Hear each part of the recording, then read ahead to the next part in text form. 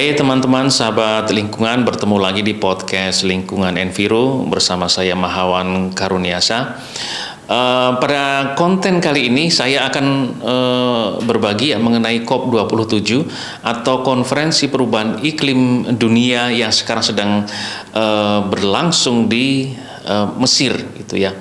Jadi kemarin di dalam pembukaan disampaikan bahwa COP ini, Konferensi Perubahan Iklim ini adalah dinamakan sebagai COP of Implementation atau satu konferensi untuk aksi pelaksanaan gitu ya.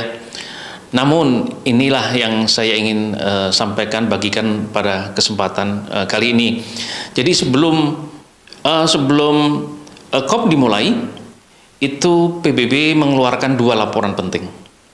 Yang pertama adalah laporan mengenai pengendalian emisi gas rumah kaca yang sering disebut sebagai Emission Gap Report, dan yang kedua adalah laporan mengenai upaya adaptasi global sering disebut sebagai Adaptation Gaps Report gitu ya. Nah, dua laporan itu yang mencengangkan, mengagetkan khususnya para ilmuwan. Ramai sekali di sosial media.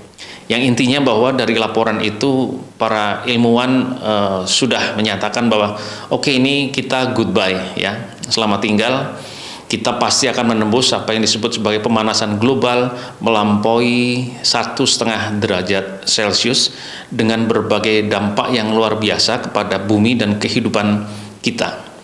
Nah, bagaimana sih sebenarnya isi laporan itu? Jadi untuk Emission Gaps Report, laporan mengenai pengendalian emisi gas rumah kaca, yang pertama dalam laporan itu disebutkan bahwa emisi global kita tidak boleh melampaui 33 gigaton di tahun 2030. Tetapi di tahun 2030 itu diperkirakan dengan kebijakan yang ada di seluruh dunia ini, kita masih menuju kepada angka 58 gigaton. Nah, itu kan hampir 2 kali lipat dari yang seharusnya tadi 33 gigaton. Nah, para pihak punya komitmen ya, punya komitmen. Nah, kalau komitmen untuk mengendalikan emisi gas rumah kaca pun itu dilaksanakan, maka hanya mengkoreksi 3-6 gigaton saja. Jadi sedikit sekali berkurang, masih jauh dari kita tidak boleh melampaui 33 gigaton itu. Dengan waktu yang tersisa adalah 8 tahun. Oleh karena itu, di dalam laporan Emission Gaps Report, PBB mencatat ada satu tulisan bahwa the door is closing gitu ya. Jadi inilah yang menjadi ramai di sosial media, para ilmuwan.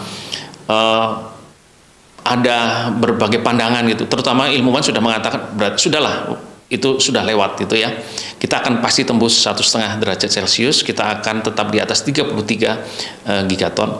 Kemudian yang kedua, dari sisi para pemimpin negara, pemerintah, pengambil kebijakan masih melihat masih banyak ruang untuk aksi. Nah, disinilah yang mendapat tekanan dari anak-anak muda bahwa selama ini memang bilang demikian, selalu bilang aksi-aksi, tetapi pada kenyataannya emisi di tahun 2021 itu lebih tinggi dari tahun 2019 setelah turun relatif banyak di tahun 2020 karena COVID. Jadi dari data itu, apa kenyataannya? Apa aksi nyata yang sekarang sudah berjalan? Itu yang dipertanyakan oleh anak-anak muda. Nah, ini teman-teman. Kemudian yang kedua, mengenai laporan dari PBB mengenai adaptasi, Adaptation Gaps Report gitu ya. Laporan itu ada catatan besarnya juga, too little and too slow.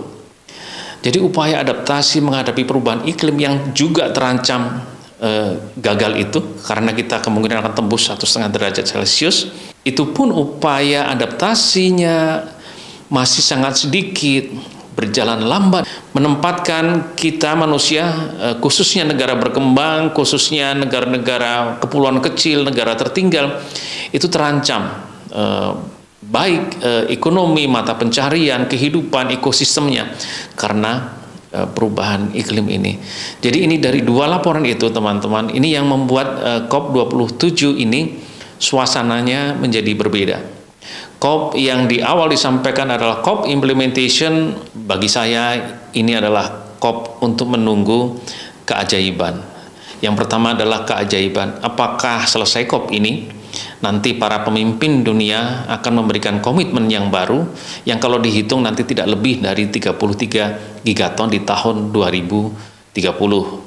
Kemudian yang kedua itu ya, apakah masih benar-benar memungkinkan secara ilmiah bahwa masih ada ruang meskipun kecil kita untuk dapat berupaya tidak terlampaui 1,5 derajat Celcius, yang sekarang menurut ilmuwan kita sudah tertutup mengenai hal itu.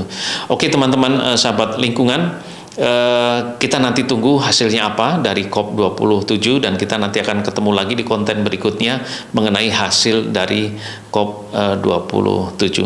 Oke, terima kasih teman-teman sahabat lingkungan, ketemu lagi di podcast lingkungan melalui channel Environment Institute dengan konten-konten lainnya. Terima kasih, sampai ketemu lagi.